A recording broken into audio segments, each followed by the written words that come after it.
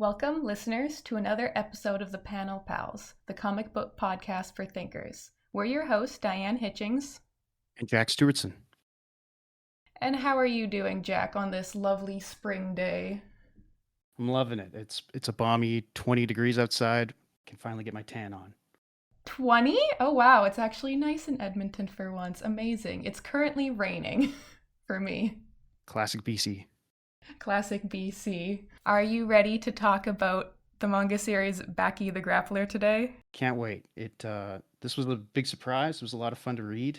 I'm excited by the discussion that we're going to have. All right, let me get into my spiel.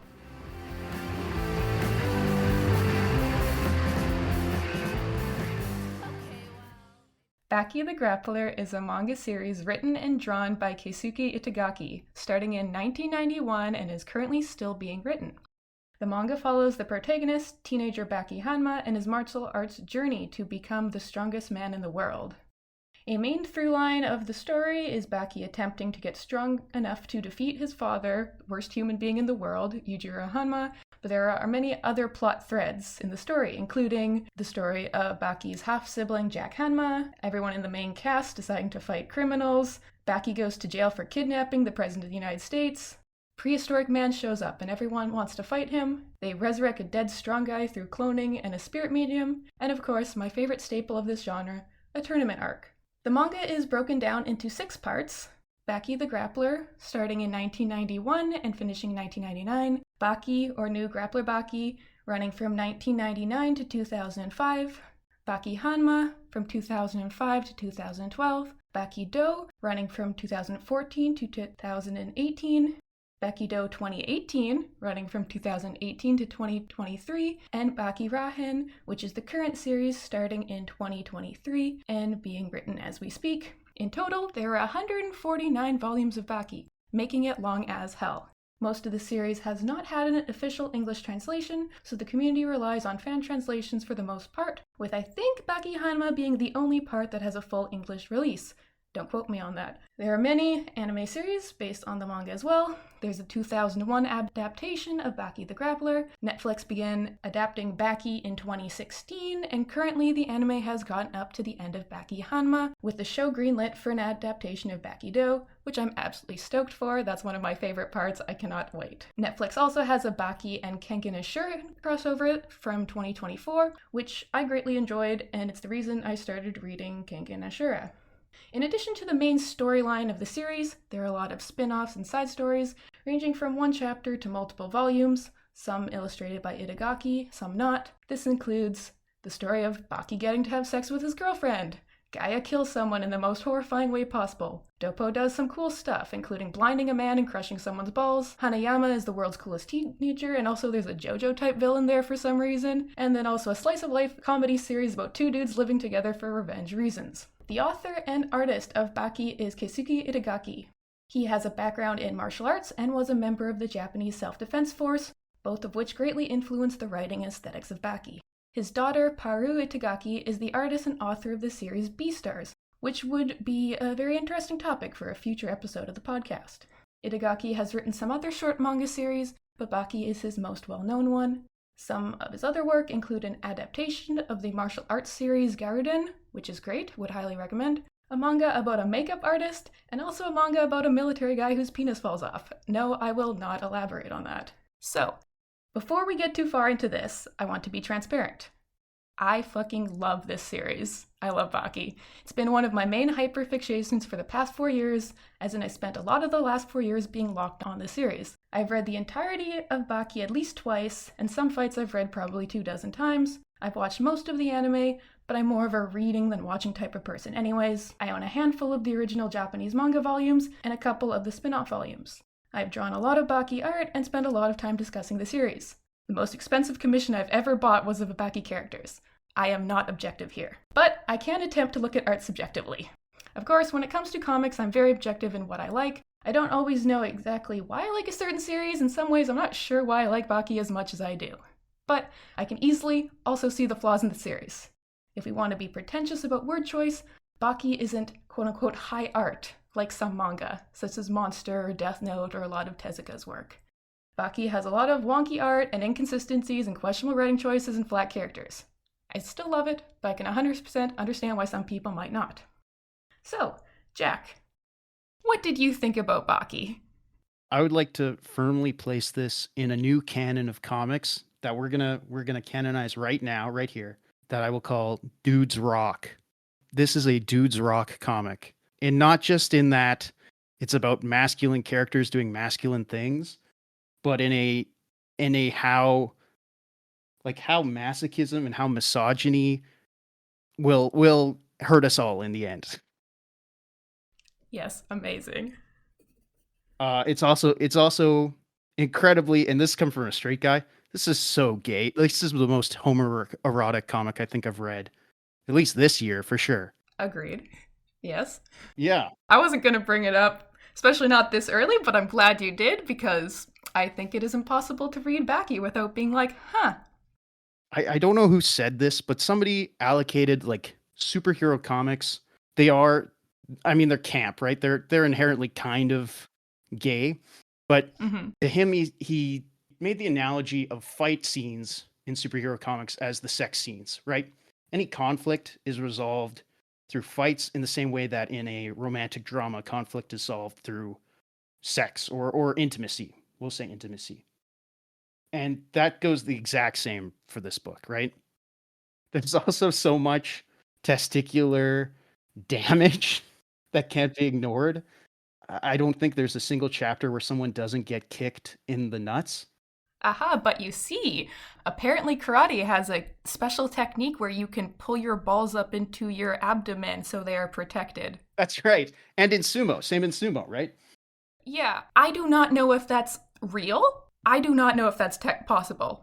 But you know what? I'll suspend my disbelief and be like, yeah, sure, that makes sense. Yeah, no, Baki is firmly not in the world of reality. When you're talking about like clones and like magic, even in these early chapters where it's quote unquote grounded, Mm-hmm.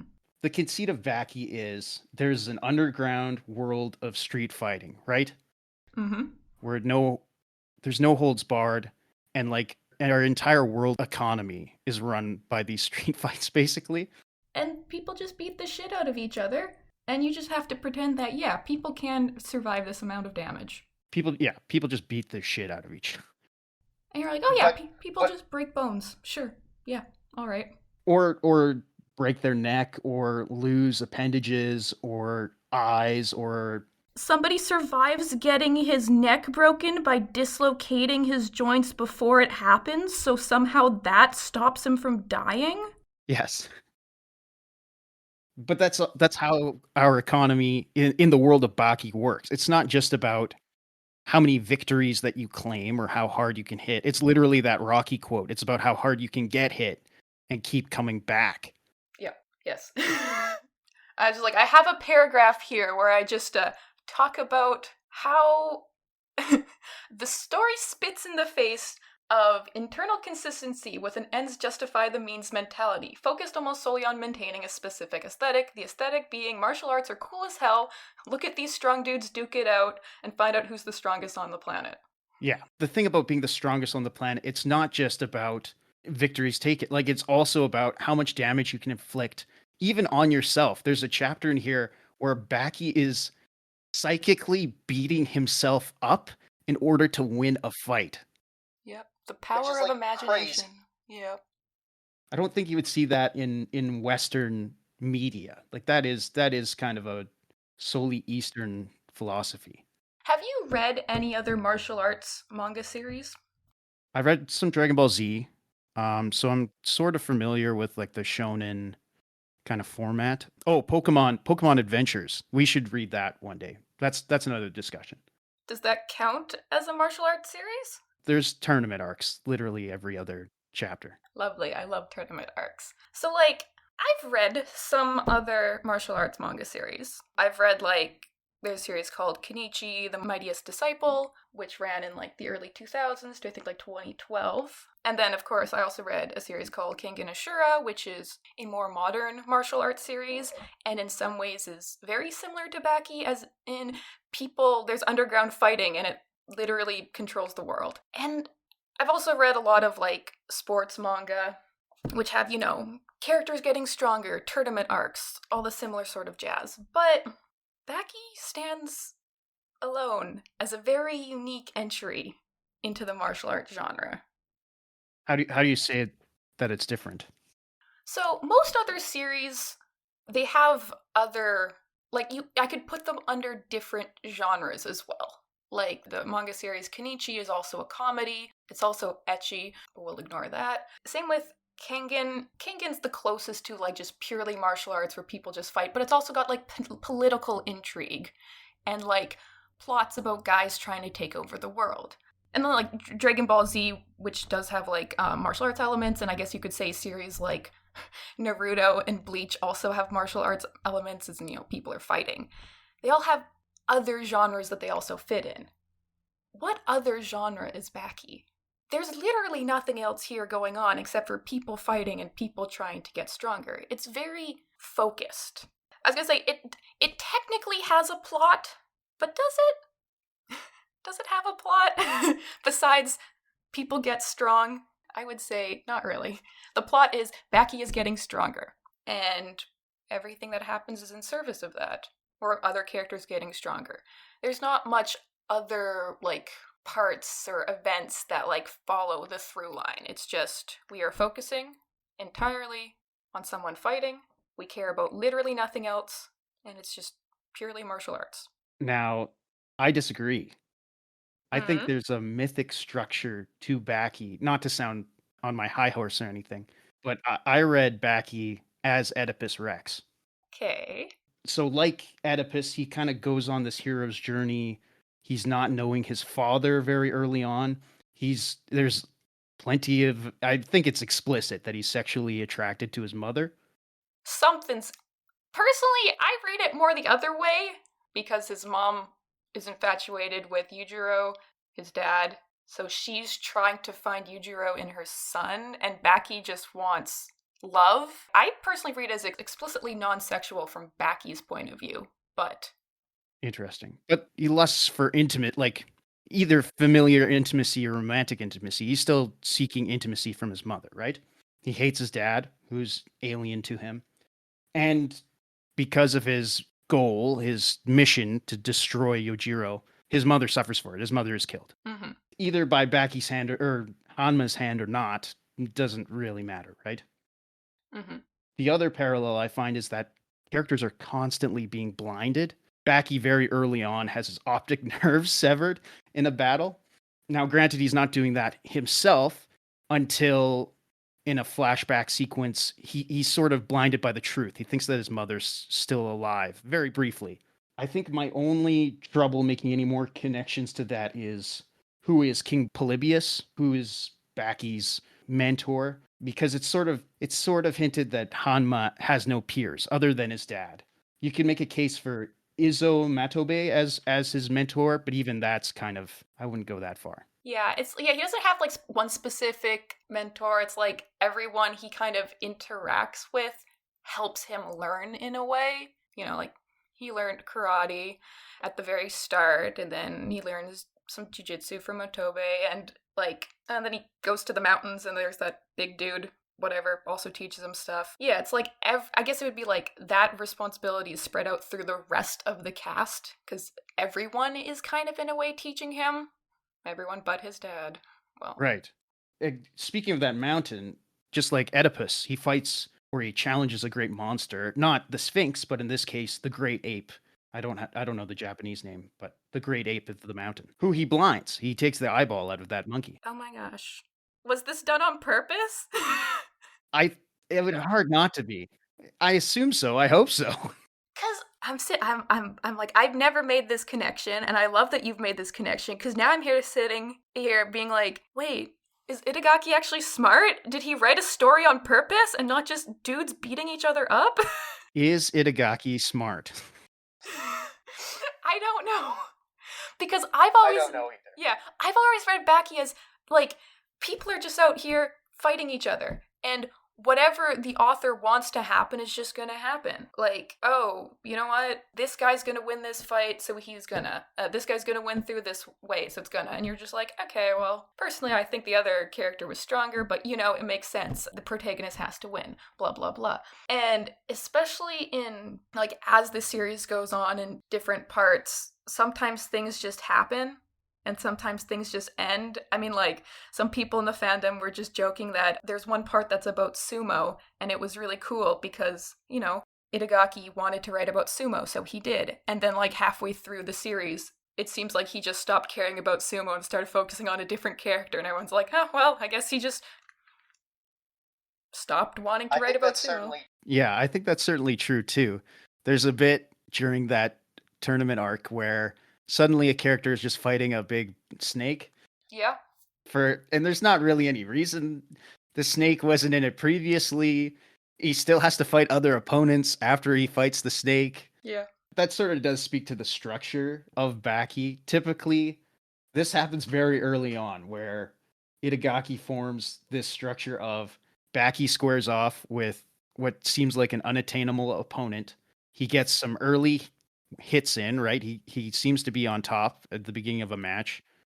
The opponent will reveal some sort of secret technique that will gain them the upper hand. It will look like Baki has no way to come back, either because he's so physically damaged or because the opponent is so strong. And then somehow Baki will come out on top. And then repeat ad nauseum. To be fair, that's kind of how all shonen fights work. Yeah, fair enough. It would be really boring. I mean, like, it'd be really boring if you went into a fight knowing that this character's gonna win. But, I mean, like, sometimes that does happen. I mean, obviously, like, in the first round of the tournament arc, you can very quickly tell which characters are going to become supporting characters of the cast and which ones are never going to be seen again. There's a lot of those. I was going to bring this up maybe later, but there's so many of the cast are based on real fighters that it does feel like they're encroaching on some sort of likeness issues at the very least. I know Japan's copyright system is a little bit different than America's or Canada's. So, like, the most notably is Mount Toba. But does he come back? No, I don't think so. Okay, so that might be why, because he's based on a real Japanese wrestler, the Giant Baba. Yeah. Jack, who I know comes back, is based on a British wrestler, the Dynamite Kid. Early on, we see the Ultimate Warrior, we see Hulk Hogan, Muhammad Ali. There's a lot of different Hulk Hogans, I noticed. There's like more than one Hulk Hogan. And speaking of Muhammad Ali and Muhammad Ali's son become kind of main characters in a future arc. Oh, interesting. Muhammad Ali's son tries to steal Baki's girlfriend, and then they beat the shit out of each other. Not Baki's girlfriend, Baki and Muhammad Ali's son. Yeah, that happens. Interesting. The other one that's a little unflattering, listening to that, this kind of might explain some things, but Shaka Zulu is sort of adapted into a kind of unflattering character in this tournament arc. Yes, indeed.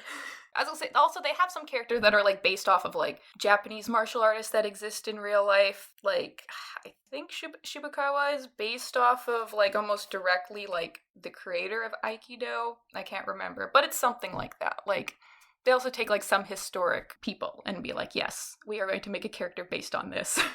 That doesn't surprise me. And that sort of fitting in with all of these different characters based on real martial artists, either Japanese or foreign. I think part of the thesis of Baki is some sort of light Japan as light power, or Japan as superpower.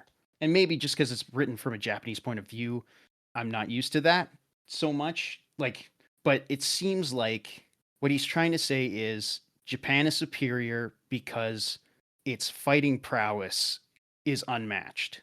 Anytime a martial artist of the West or of a different country tries to match karate or jujitsu, they will get like trounced, right?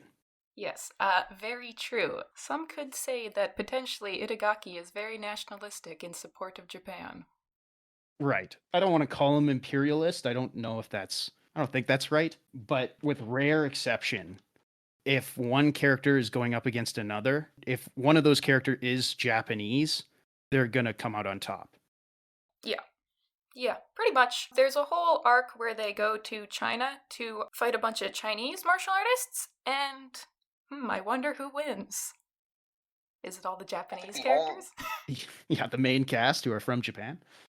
Yes, also Muhammad Ali's son, but that's besides the point. He's also there in China for some reason. But yeah, yes, I'm glad that there's some of those things that you definitely picked up on. I wasn't gonna be like, so what do you think? Do you think the author thinks Japan is really awesome and cool and the best? I think that comes across in the writing a little bit. I don't know if that speaks to his background. I did just a cursory look into the author. He does have a military background and a martial arts, like the martial arts background, of course. I wonder if that also informs his opinions on the Vietnam War, which kind of comes out in some flashbacks. Yojiro, who is depicted as a monster, right? He's a bad guy. There's no redeeming qualities to this guy, but he fights the Americans in Vietnam, which controversial opinion, I hope not. The US were the bad guys in that war. Mm-hmm. Yeah. So I'm just it's curious. I wonder what he's thinking when he does that. Yes, about Yujiro's character. What do you think about Yujiro? It's so it's so over the top evil. I was trying to compare him to any character that I could think of in either pop culture or mythology or literature. The closest I could come up with was, and this is a character who's probably based on Yojiro, but have you ever played Street Fighter? No, but go on. Okay, there's this character called Akuma. So his name is literally Demon. Yeah. He kills the main character's sensei, and he just sort of roams around the earth looking for the most powerful fighters in order to beat them. Mm-hmm. And he has a secret technique. That's maybe the closest I could come up with. Now, looking into the Street Fighter character's background, they don't list Baki as an influence. They list some Buddhist statues more as the influence of the design. But I think the sheer fact that he's called the demon, so much attention is paid to Akuma's back. He's got a very specific stance, very specific gi. He's got this lettering on his back. And Yojiro, his back is the focus. It sounds stupid, but he has the demon ingrained into the muscles on his back. That's maybe the closest parallel I could come up with of what kind of character this is. Mm-hmm. Yes, I think Yujiro is, well, like I said in the introduction of the podcast, the worst human in the world in this series, of course. There are some people that exist in the fandom that like him, and that always confuses me. That doesn't surprise me.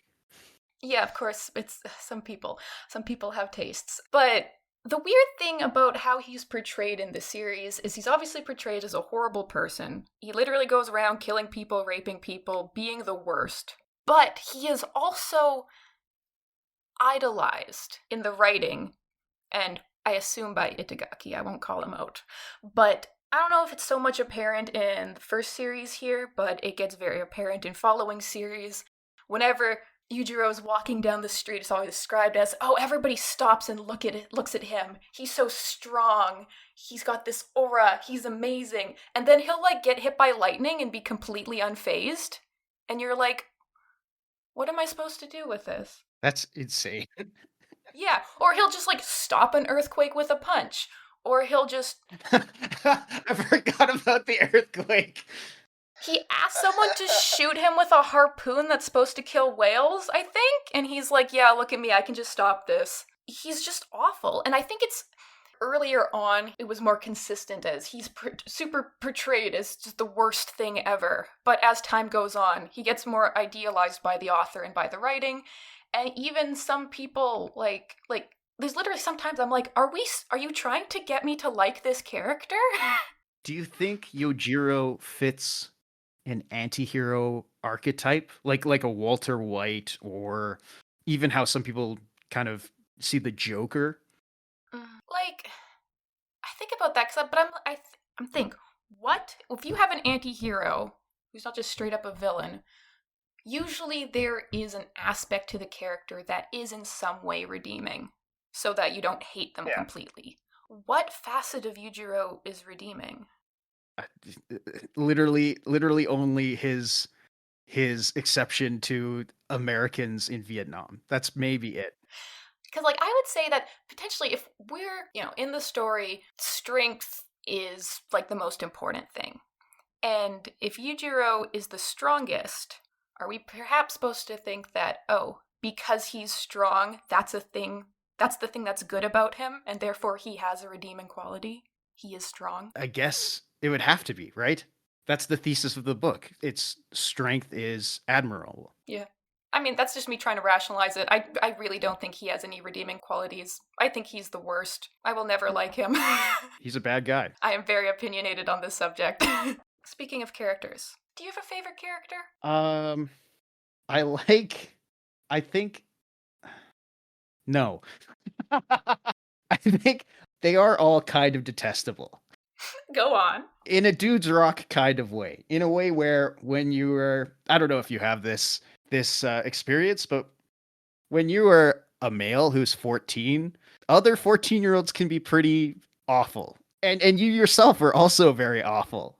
But that's kind of life. That's literally where boys will be boys kind of comes from. And I feel like that's the cast of Baki. You think they all suck? You think they are all mean? I really do. I thought it was interesting to see when a new fighter would show up, what their thing would be, what their secret technique would be. There's the pair of characters, the twin doctors, who use cutting. They use karate through cutting, which I thought was kind of neat. I think that the way that Jack is depicted is interesting. I did not see that twist coming, and which makes me think that maybe it was made up on the spot. But I thought that was kind of interesting nonetheless. That is one thing I will say I know for sure. It was not done on the spot. And I will give Itagaki credit for that one. that one did surprise me too. If you go back and read it, you can see some, like, I don't know if it was decided from the very start, but definitely throughout the whole tournament arc, you can see some foreshadowing for it when you go back and reread it. And I'm like, and I went back and reread it and I thought, oh wow, I'm stupid. How did I not see it coming? It shocked me. I was like, oh my gosh, I wouldn't have expected it. But maybe I'll have to reread then. I just think it's weird that in a normal sports fiction, if it were revealed that a character was taking enhancing drugs or they were doping, that character would be villainized immediately. And Jack is not. Jack is sort of respected because he saw fit to change his body. Even in his worst times, like the doctor that like supplied him with all these drugs and realizes that he created a monster, he's like the only character that does that. Baki has more respect for him than that doctor does. Yep. The doctor kills himself because of it. That's insane. From a Western perspective, that is crazy. Yeah. And that's what I really like that about Jack's. Jack's one of my favorite characters. I think he's my fourth favorite character. Because yes, of course I have a list. Throughout the series, in the current part that's being written right now, Baki Rahen, Jack is the main character. Interesting. Jack is a very loved character in the fandom. I think it stems a lot from like people's respect for how much he will try to become strong. Like sure, Baki has the disadvantage of being small, but you could say that Jack's disadvantages are way more disadvantaged. Jack like has no muscles, right? That's his thing. Yeah, and he was the rejected son. Right, the black sheep. Yeah. And he, spoilers for things that happens later, he gets limb lengthening surgery. Awesome. He gets his legs breaking and then he has to lie arms. Down for 48 hours. And he does this twice to get even taller. At one point in time, he bites someone who's wearing a bulletproof jacket and that rips all his teeth out, so he replaces that with titanium teeth. He's currently got titanium teeth. That's baller. He is That's awesome. 2.4 meters tall or something, and I don't know. He's really tall. He's really strong, and he's making his martial arts all about biting. And I hope that it's building up to him defeating his father. That would be awesome. That would be. So That would anyways, be yes, interesting. Jack is very well liked, and I think he's a great, as far as characters go in Baki, he's one of the better ones. And yes, I do say I like Jack's mom. What was her name? Like G.I. Jane or something like that? I think her name is Diane. Diane. Okay. I thought she was interesting. I think the twist of she's a UN like peacekeeping soldier who just murders people, that's like kind of an interesting twist. I think her attraction to Yojiro is maybe a little problematic, and the depiction of that relationship doesn't make a lot of sense to me, but Nope. Yeah. Yeah. Very much so. it's kind of gross. Yeah. Yes, very, very gross. Yes, it would be great if she showed up more, but like many characters, she is forgotten and does not come back. Is there only one woman in the entire series that's alive, I should say? I was like, there was two, but one of them got killed. Well, yes, we have Baki's girlfriend, we have Doppo's wife, we have... Deppo's wife. I liked her a lot too. I thought she was loved kind of her. cute. I think Doppo is one of the best characters because he has an actual loving family, something that is very rarely portrayed, especially in this type of series. Like, he has a functional marriage, he has a job, he's mostly... Yeah, he's almost well adjusted. Except he beats the shit out of people for fun. Which, like, okay, you know what? I guess close enough we have to an actual adjusted human being here. Love to see it. Why did you steal a child from a circus? But anyways... Yeah, no, that's about all the female characters that exist. Oh, there is one old lady who's a spirit medium, and she puts the soul of Miyamoto Musashi back into a cloned body so that he exists now. Pretty much the only actual antagonist that exists in Baki because he tries to take over Japan. It's great. One of my favorite parts of this is when they resurrect Miyamoto Musashi and he beats the shit out of everyone and tries to take over Japan. You know what my favorite part reading this was? Yeah. So I did find the tournament arc a little relentless. Like we kept introducing new characters only for half of them to get the snot wiped off of them, right? At one point, Yojiro's going to do his classic move, which is interrupt a fight between Baki and an opponent so that he can steal the win. And he just gets riddled with tranquilizers. I love it That was so much. awesome. He gets shot by tranks and then he gets caught in a net. It's amazing. I'm like, yes, get fucked. It's awesome. Why don't they just do that? And they, I know it's probably not honorable or whatever. Why don't they just do that and then kill him? It's kind of a joke that that was a thing that was able to take him out because currently the mythology around his character and the current writing is that if they tried that again, he would just look at the trank darts and they would run away from him of their own volition because he's just that manly. You think I'm kidding? You think I'm kidding? That would literally happen. Well, there's a point where he's getting shot by bullets and it's basically the Matrix. He can just kind of stop them with his mind. Yeah. Yes, things definitely got more unbelievable as time goes on. Because, in the current time, literally, if someone tried to do the same thing to Yujiro, it wouldn't work. Which is kind of sad. I think it was really funny that they just were like, yeah, this guy's gonna fuck up our tournament. We better have some guys with trank guns in the audience just in case. It's like the third time he tries it too. It's brilliant joke writing, really. Yes. And was it a joke that was written on purpose? I don't think so. So, this leads into another one of my things about this series, where, was this done intentionally? Or is Itagaki entirely unaware of what he's writing? He's got to be on some level, right? Like you said earlier, this is a very homoerotic series. Do you think Itagaki's doing that on purpose, or is that just an accidental byproduct of the way that he writes men? I could see him being a little zesty. I don't know. I don't think it matters, truthfully. But, personally, from reading the entire thing, I think he is writing all of this completely straight, in both ways. I think he is taking everything extremely seriously, and he is... I'd be interesting to read some sort of translated interview with him. I know. Maybe to get more of a vibe on what this guy is like. Me too, because, like, some of the things that happen and some of the things that characters say, very fair, we are reading a translated version, so I do not know if they are saying, as you put it, zesty of things as it's coming across as, or if that's just a translation way of doing it. But, like, I think he's writing this all completely straight and completely seriously, and this is just the byproduct of what he thinks being super manly is. I mean, there's so much of a idealization of the male form, though. Like, there's got to be a little bit of a wink and a nod, right? I don't know. That's the thing. I don't know. But, like, also, I'm like, everything is super masculine, but also all the characters have really nice eyelashes and pretty lips.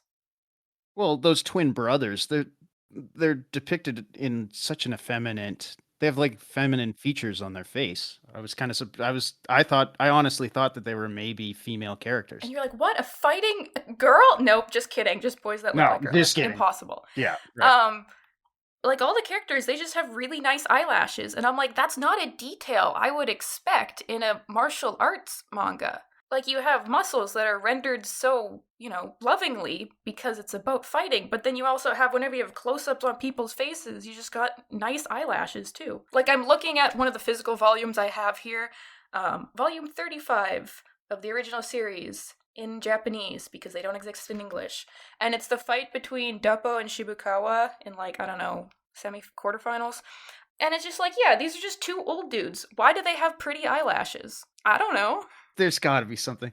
I should have looked this up, but what kind of, outside of the manga and the anime, what is the fandom like? Like, what's the merchandise like for this stuff? Do you know? There's not a lot. There's, like, figurines and stuff. No body pillows or like any of that? No.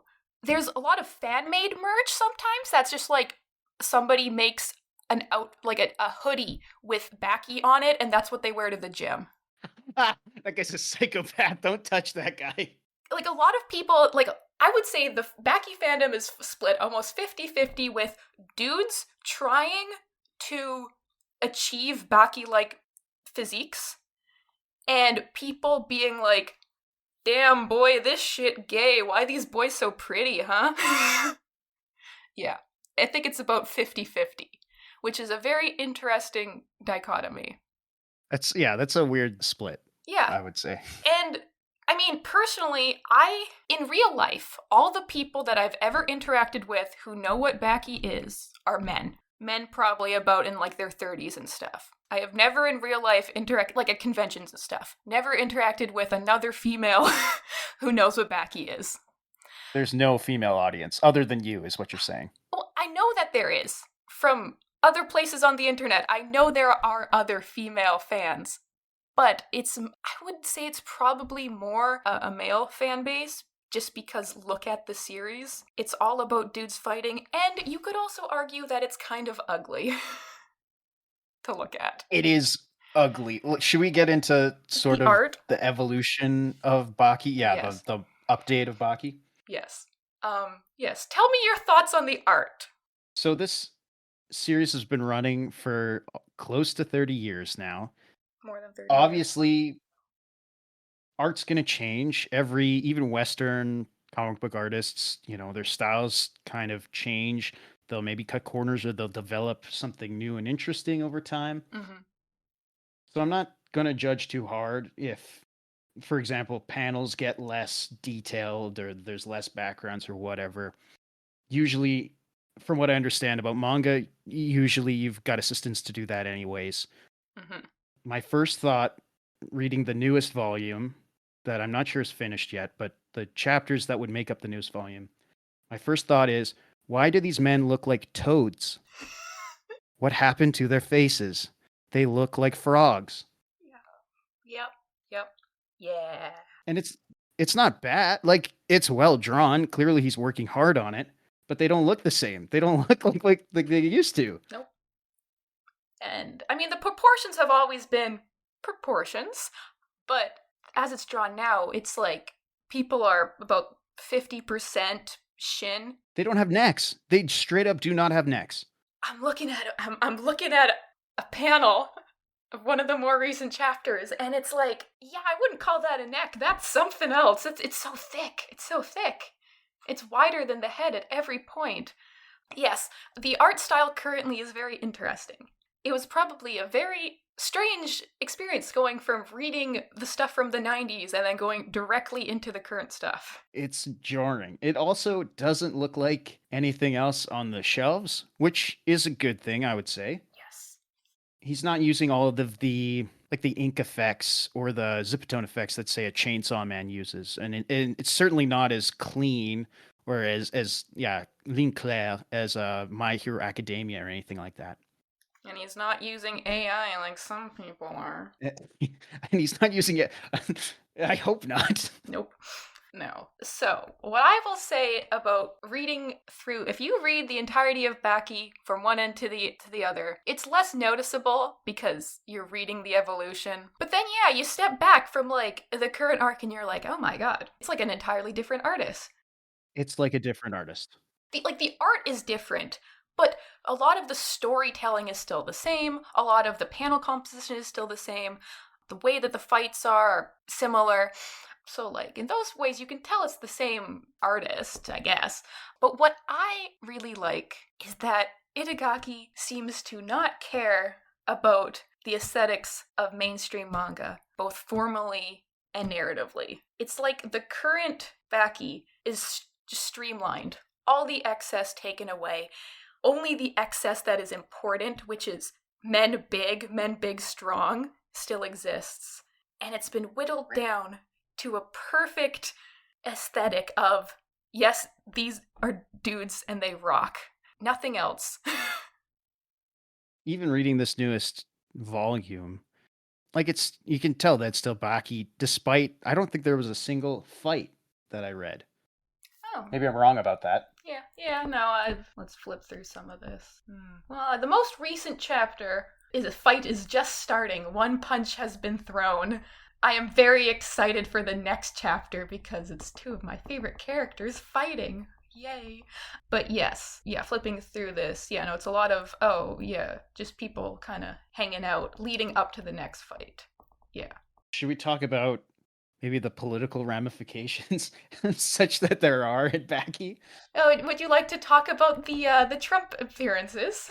So, from what I understand, every 4 years, Yojiro, in the manga, Yojiro will visit the president-elect of the United States of America. Uh-huh. It started with, was it Bill Clinton? I can't remember if it was Bill Clinton or George Bush Sr. I can't remember the first one.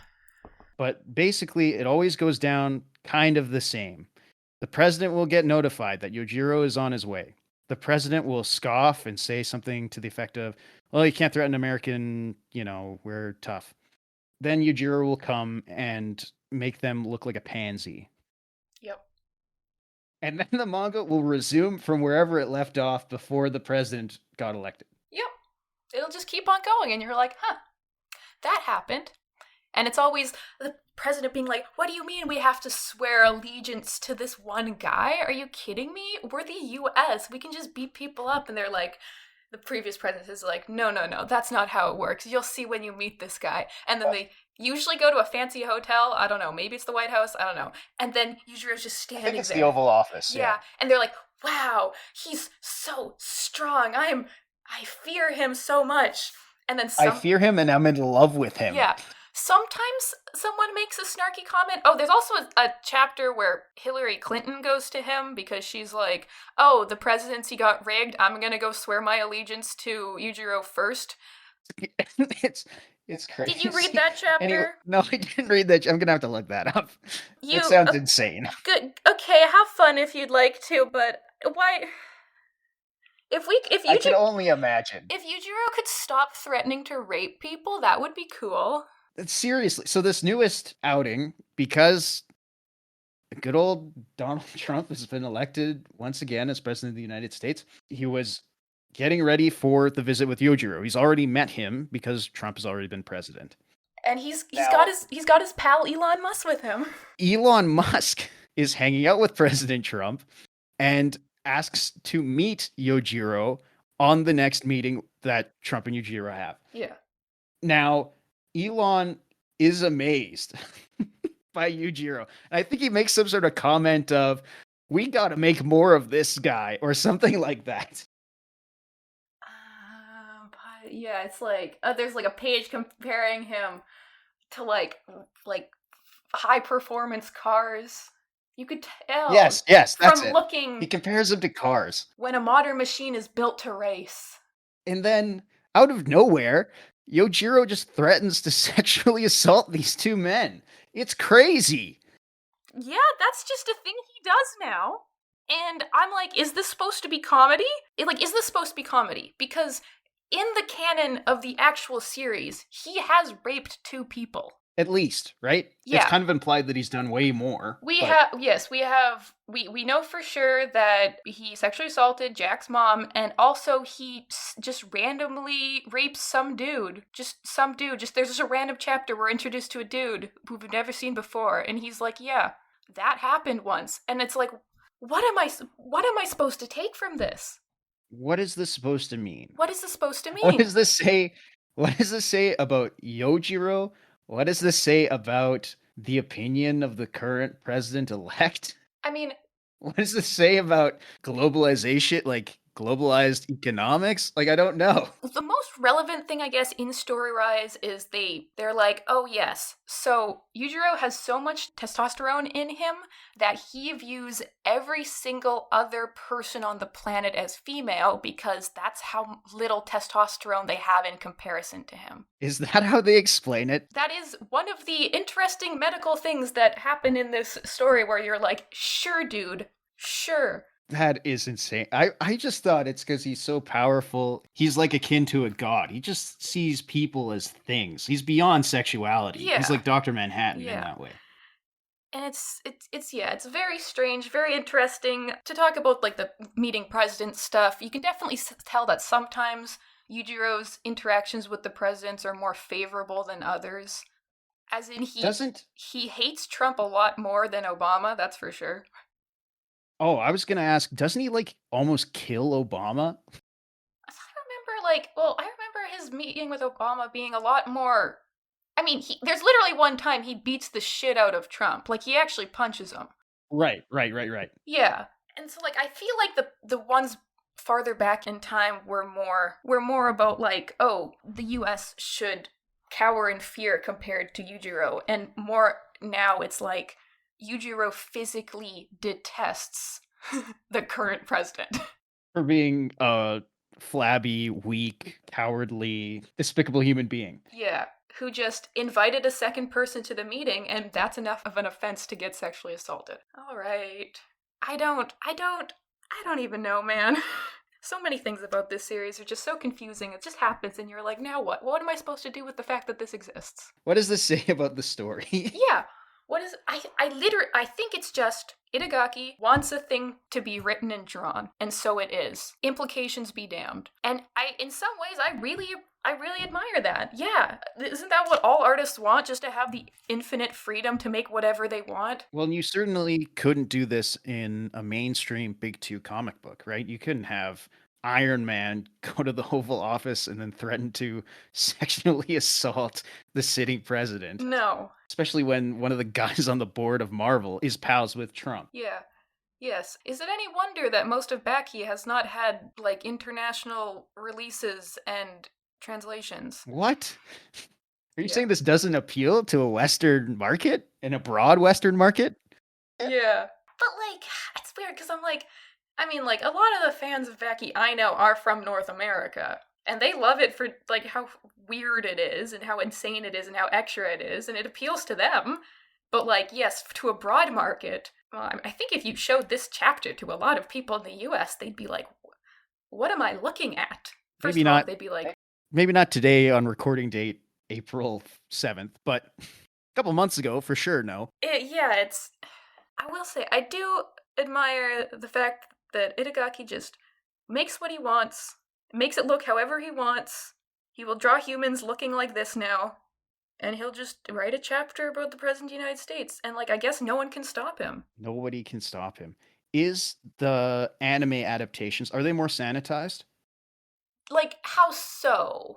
In what ways? Like, do they adapt the Trump chapters? No. Yojiro never meets the president in the anime. Because the animes are more streamlined. They include most of the main story stuff. Like, there's a lot of, like, side there'll just be random chapters that are just slightly unrelated to what's happening, and like some of those don't get adapted. I was really sad in like one of the more recent anime series, there was like a chapter, and I was like waiting for it to happen. I was like, there's a chapter where like a couple of the supporting characters, it's just about them picking fights on the street, and it's hilarious.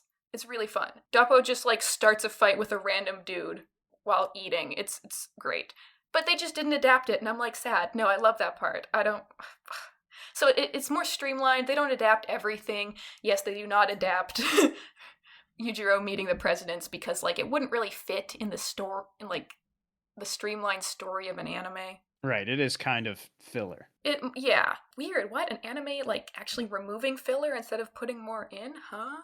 So like that's one of the things I don't really like about the anime is it takes away some of the strange charm of the manga by taking out some of the less necessary bits, but like they're fun. Sanitizing it other ways, it's still incredibly violent. Some of the viscerality of it is lessened just because the art style difference and the animation is not the best, so you don't really feel how visceral the damage is as much as the manga drawings. People aren't constantly pooling blood from like having their forearms shredded. They are, but like it's less, you feel it less just because the animation isn't as detailed. Yeah, it just doesn't feel as visceral. And you're like, yeah, okay, whatever, that guy's bleeding. Oh no. Ooh. In other terms of sanitizing it, I forget how much this happens in the parts that you've read. Was there much pissing? I think there was a couple of piss scenes. I'm trying to remember. I think there was one when, like, in Baki, in Hanma's origin, I think he takes a piss on somebody.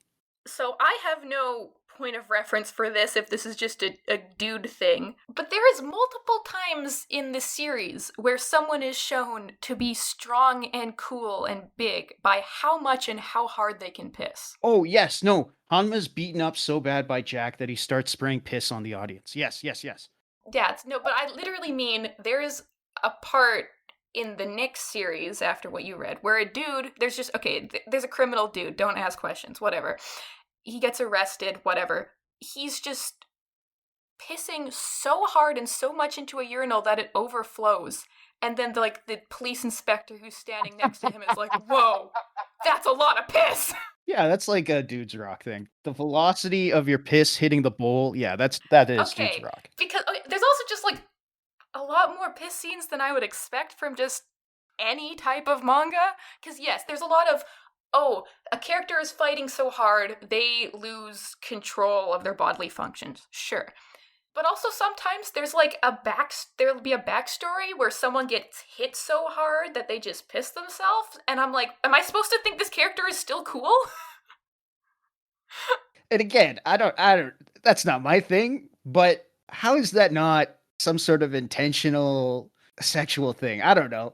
There's a part where Baki goes to prison in the US and he's literally restrained and another inmate just pisses on him. And it's like, what is happening? Huh? Why? Yes, this was animated. Oh, so they didn't sanitize that.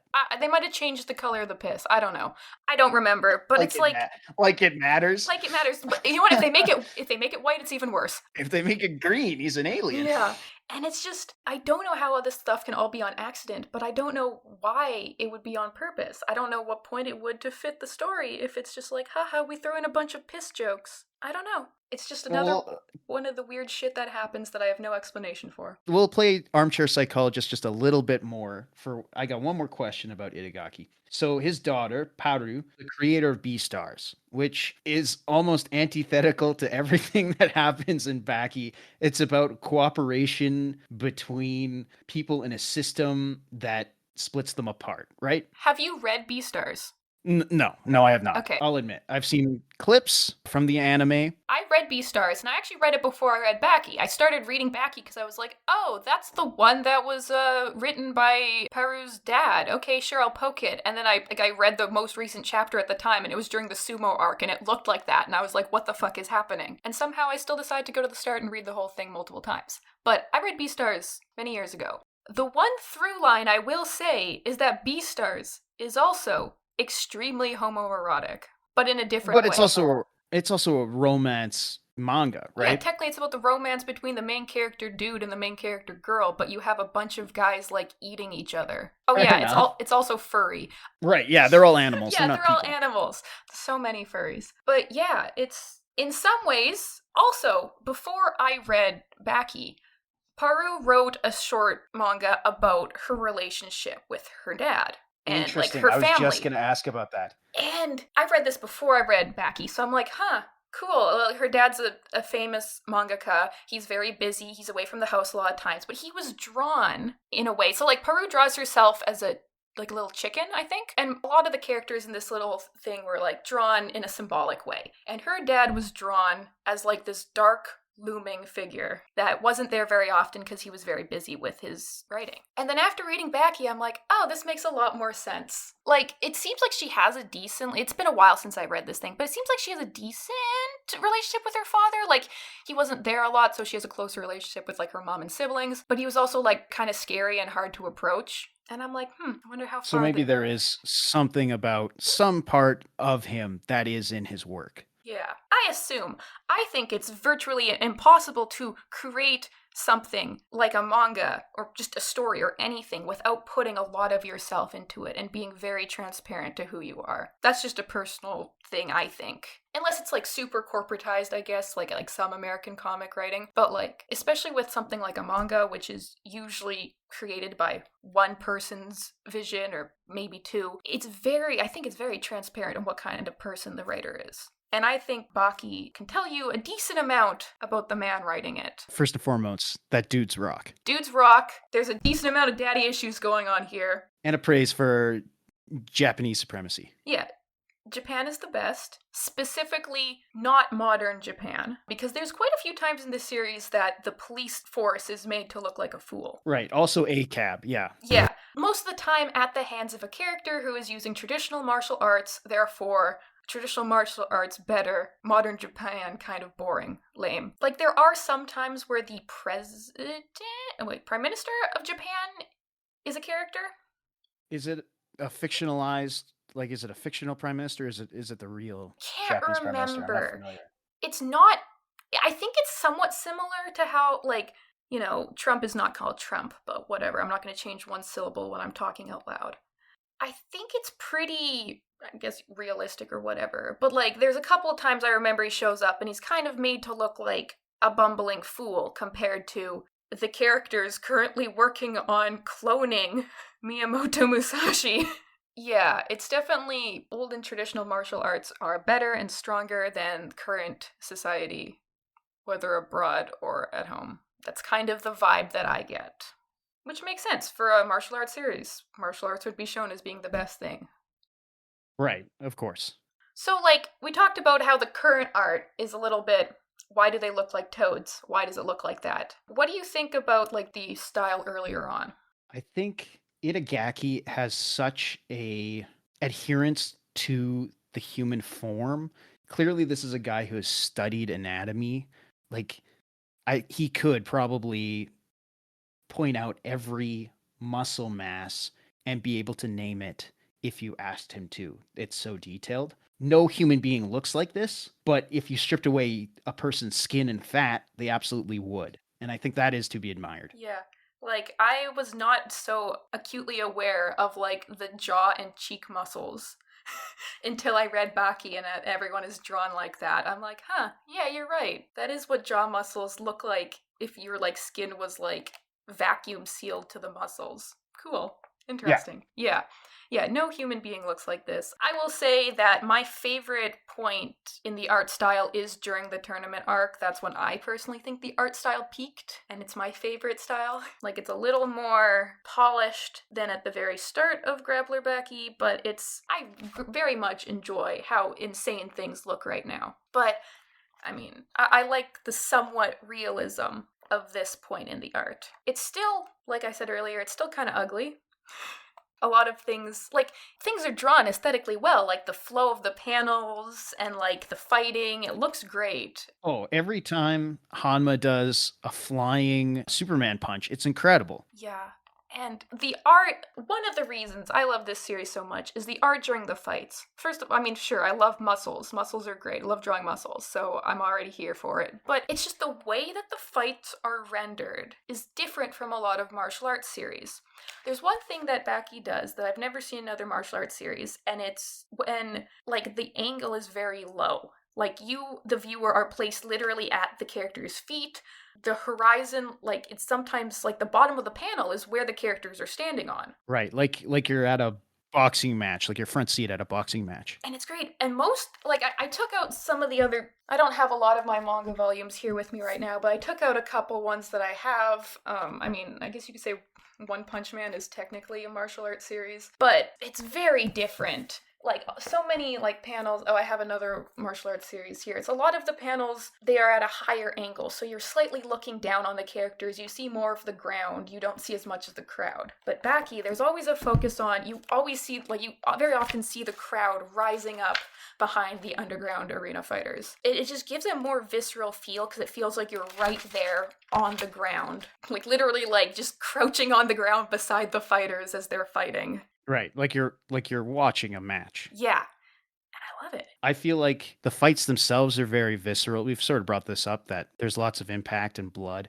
but it also feels like anytime a blow is delivered, it feels like it could be the final one. These guys look like they're killing each other out there. Mm-hmm. Yes. And that's very exciting. No, it's great, because you're like, is that the last blow? I don't know. Because, like, okay, one of my favorite things is, because, like, you get the feeling that, oh, all of these blows are so end game, that, and it's amazing when the character always stands up. But then you have the one fight during the tournament arc where it's Doppo's son, Katsumi, against Retsu, the Chinese fighter. And it literally ends in a one-hit KO. Right. And you expect, oh, he's gonna get up. He just got blasted against the backboards. He's gonna get up. But he doesn't. And you're like, oh shit, that's I think one of the best feats to show how strong a character is he just one-shot KO someone, because that doesn't happen in almost any of the other fights. You're like, oh shit, that was a really serious blow. I really like that. It broke up the monotony of the, yes, progressively bringing out more insane things, and how is Baki still alive? How are any of these people still alive? How are any of these people still alive? I don't know. Yeah, I thought that was great. Yeah, art, like I said, it's so ugly, but I love it so much. If I were to criticize anything, I think his caricatures of real people are excellent. Mm-hmm. I think that his character designs are maybe a little rudimentary, at least in this early series. He's got like 3 body types that he adheres to, and they're all male. Yep. Yep. Yes, you have the Baki size, the normal size, and the extra large size. Except for even Baki is like tall. Like, I don't understand this. He's so short. He's like normal height, I imagine. He is, I think, 5'5" in canon, somewhere around there. Isn't that like a normal? That's like the average Japanese male height, though, I think. Is I guess, it not? but like, maybe I'm wrong. You do have a lot of characters that are taller. Let's see, let me look in one of these volumes so I can see how tall Doppo is. I think he's 5'10". Doppo is 178 centimeters tall, according to this volume I have in my hands. So, like, it's a little bit taller than average. I mean, you have, like, Jack, who I think is, like, 6'2" when he first shows up, and now he's, like, I don't know, like, a million feet tall. 7 feet tall. Yeah, a lot of the characters do fall within the, like, a lot of the normal size characters fall within, like, the 5'8" to 6 foot or so range. And then, of course, you have the big characters that their thing is they're big, and they can get to insane heights, like the one character, Pickle. He's like 8 feet tall, whatever. And then you have, very rarely, the small characters. I can think of, like, 3. There's one sumo character that comes up in the sumo arc who is, like, as tall as Baki. You have Baki, and then you have Shibukawa, the Aikido Jiu-Jitsu guy, who's, like, 5'1" or something. And it's like, I think a couple of those military guys are also kind of in the 5'5" range. Gaia is short. Gaia's, like, approximately Baki's height. And that's relevant to some things. Yeah, so I would definitely say, like, some of the characters, like, if you look at Jack, he just looks like a dude. It's very hard to, like, have, like, what are his distinguishing figures beside the fact that he's slightly taller than people? He's got approximately the same hairline as everyone else. He's bald-ish, sort of. I am looking... Or no, he's not bald, sorry. He's got a buzz cut.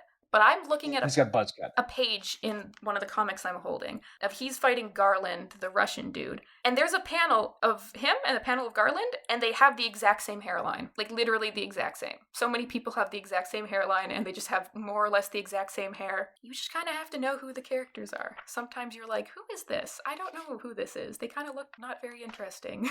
And I guess you could say, on one hand, I don't personally think it's a bad thing. I think a lot of times in manga, especially shonen manga, the character design will be a little too extra, where you're like, well, yes, Sure, yeah. this is definitely a main character because they have far too many accessories and hair colors compared to a lot of other characters. And they only pose in one way because they know how to draw them in one way only. And in Baki, it's like, sure, if you looked at the whole lineup of people when you started the tournament arc, you couldn't very well pick out which ones were going to be important. And I kind of like that. I mean, very quickly you figure out which ones are going to be important. They're the ones that go to the second round. But still, if you're starting the fight, but I forget who Jack fights in the first round, but you're like, ooh, I wonder who's going to win. They're both unknown characters. We've never seen them before. They both are kind of boring looking. Which one matters? And I do think that's kind of fun. It sets up stakes in an interesting way. Yeah. Even if it is relentless and kind of repetitive. Yeah. And sure, in the first round, I wonder, is Duppo gonna go to the second round or not?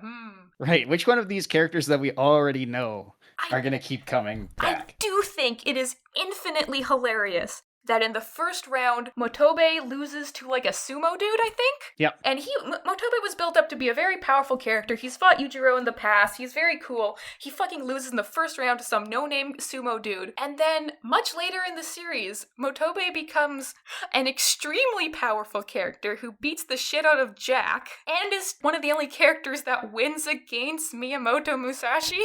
Well, you see, sumo beats pro wrestling, so that's why he lost that time. Yeah. But he's more Japanese than Jack, so that's why he won that time.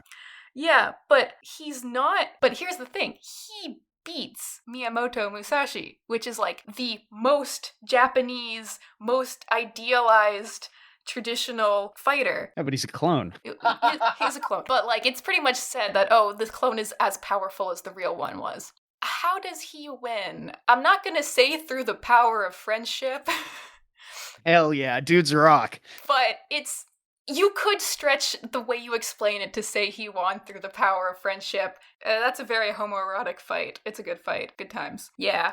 I will unabashedly say that the tournament arc is my favorite part of the entire series. I am a sucker for tournament arcs. I love it when it's just fight after fight after fight. Do not give me fluff of story. I do not care. I am here to see dudes being awesome. Yes, it's kind of very, very long, and it's a lot of fighting to, I think, in the story canon, it takes place all within one day. Are you serious? Yes. That's like 20 volumes. Yes. Multiple fights in one day between fighters? Yeah, I think it all takes place in the same day-ish. It's not over weeks. It's very short, and you're like, okay, people literally almost die in the first round. How are they able to fight in the next one? I will suspend my disbelief. Yeah. Okay, maybe I'm leaning more towards your theory that none of this is intentional. I don't know. It's okay. It confused me so much. I have thought about this series for so long, probably because so much of it makes zero sense that I'm trying to find sense in it. But maybe there isn't. It's just dudes rock. That's the only thing that matters. As I explained to my sister once of how I interpret it, most manga series are like characters doing things. And Baki feels like Itagaki taking little paper cutouts that he's created and making them hit each other and just being like, yeah, this is fun, this is awesome. Because, like, they're not great as characters. They're just really, a lot of them are powerful, and they all have, like, one special move. They all have the same motivation. That's maybe part of why I don't like any of them in particular. That is true. Most of them, it's like, I want to be the strongest. I'm trying to think who isn't. Because Baki, I want to be the strongest so I can beat my dad. Jack, I want to be the strongest so I can beat my dad. A lot of other characters, I want to be strong and try to beat Yujiro. I guess maybe the only character that doesn't really have that is Hanayama, like the Yakuza guy. But in his eyes, he's already the strongest. Am I wrong about that? Yeah, spoilers, he's my favorite character. His goal is not to be the strongest. He's just like ruling his little Yakuza group. And he was just Japanese criminal empire that has more political power than the Japanese prime minister. They mentioned that very early on. Yeah.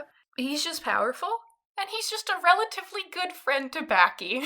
And I think that's very wholesome. Before we go, let's hear your list of the top, let's say top 4 of your favorite Baki characters, just so I can get an idea. My favorite character is Hanayama because, well, I love his design. I think his design is great. It's really funny. At the current point in time, he just keeps on getting more facial scars from all his fights. Dude literally he has some of the best fights in the series. He gets shot in the face and like literally blown up with a grenade, and he's like, I don't give a shit, I'm gonna still keep fighting.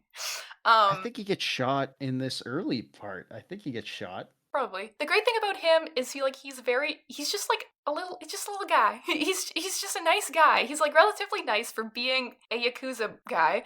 The police in later parts, the police respect him, and he has a decent amount of respect to the police. He like beats up a criminal and just hands him over to the police and is like, here you go. And they're like, thanks, dude. He has, in my mind, the best fight of the series where he fights Miyamoto Musashi, and I think that's the best fight of the series. So, he's my favorite character. Second favorite character is Shibukawa, the little old man jujutsu guy. Why? He's got the crazy eyes. Yeah. I just think it's fun. No, the jujutsu guy. Okay. Yeah, I just think he's just 75 years old, and he's just vibing here, and he's just beating the shit out, like, okay. Sure. He definitely becomes way more of a minimal character as time goes on, which is unfortunate. I think it's really fun.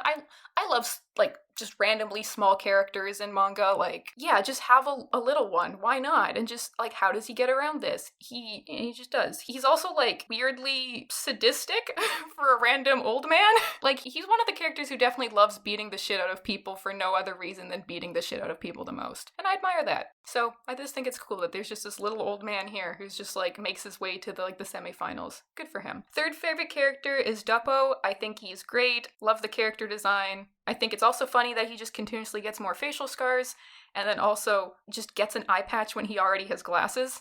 Very hilarious.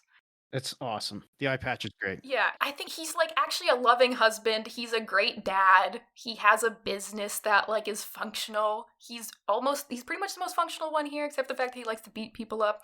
And I also just like bald people in fiction, so. We were talking about Street Fighter earlier on, and in the character notes for designs, there is a character in Street Fighter called Sagat, and he has the exact same design as this guy. He's got the scar going across the chest and the eye. He's got the eye patch. He's bald. So I think that does prove my theory that Street Fighter is based on Baki. And I'm pretty sure there's another one in Street Fighter that's based off a Baki character. And then fourth favorite character is Jack. I think Jack's great. I'm biased. He's Canadian. We love a Canadian king. I think he kills bears for fun. Yeah. I like him as a protagonist more than Baki. So, like, I like the current series where he's the protagonist because he's just a little guy who wants to, like, he wants his dad to say that he's great, and he also just wants to get super strong. Do I think that he's probably gonna die because he's just ingesting so many steroids at all times and has literally no self-preservation instinct? Yeah, probably. But if the series ends with him defeating Yujiro and then dying, I'll be happy. It'll be fine. I think he's great. He's a self-destructive character. There's no way that he doesn't, no, in some chapter, get wasted. And I also just really like that his fighting style is biting. And everyone's always like, ooh, like the amount of times, oh my god, if I had $1 every time the series was like, oh yes, biting, the way that children and weak people and women fight. And then somebody be like, no, it's the way that lions fight. And then Jack will proceed to take a giant bite out of someone. Biting is based, actually. Yeah, except for, okay, there was one time, we didn't really talk about Pickle at all because you didn't read any part with Pickle in it. Do you have any idea what I'm saying when I'm saying the character named Pickle? No. Okay. No, I don't. So at one point in time, they accidentally uncover a prehistoric man they found, like, preserved in a salt layer. No. And he lived at the same time as the dinosaurs. No. And he fought dinosaurs, and they named him Pickle because he was pickled in the salt layer. And sure, one of the first things he does is try to rape someone on camera, but okay. No. Anyways, literally Pickle exists, and every strong character in the series is like, oh my god, I have to fight that guy. So literally the entire cast ends up breaking into the area where they're keeping Pickle at the same time, and then Pickle pisses so hard, everyone's like, wow, that's amazing. Anyways, Jack fights Pickle. Oh yeah, Pickle also eats someone's leg and rips someone else's arm off. We now have 2 characters that are missing limbs. Cool. Awesome. One gets a peg peg leg and the other eventually gets a dead person's arm. Wait, there's some limb grafting, I should say, going on?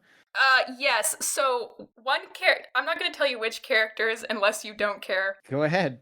I'm sure we're gonna cover this more, I'm sure, as we go on, but go ahead.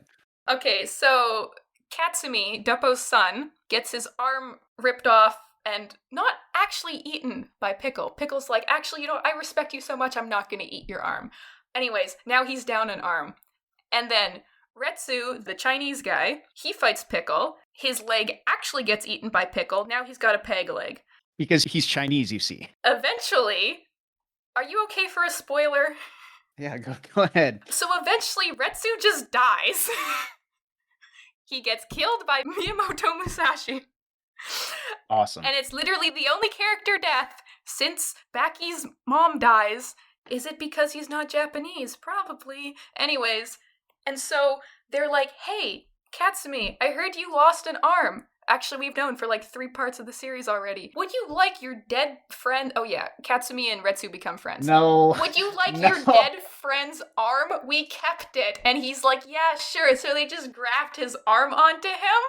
And then he like accidentally gets all of Retsu's strength somehow too. And Of course. Of course he does. Literally, there's like a panel where it's like, oh, Retsu is his stand. It's JoJo time.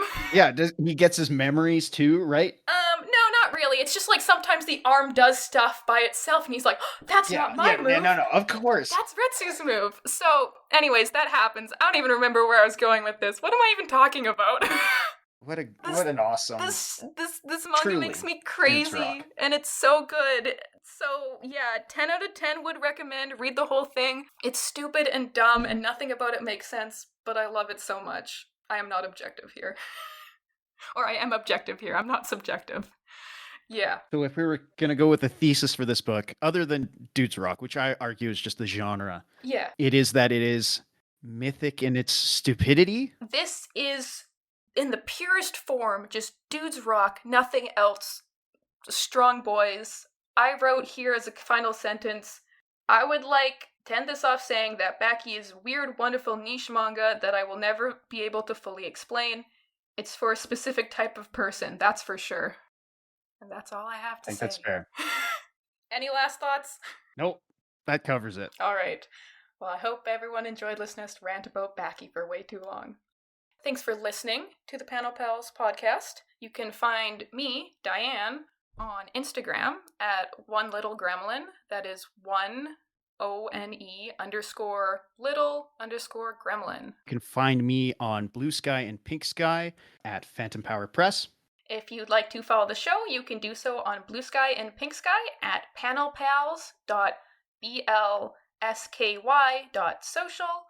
All of our links are in the show notes. If you like the show, please rate and review on your podcast provider of your choice. Panel Pals is a Jack Stewardson, Diane Hitchings co-production with editing by Jack Stewardson. Our musical theme is Found by Stemchamp.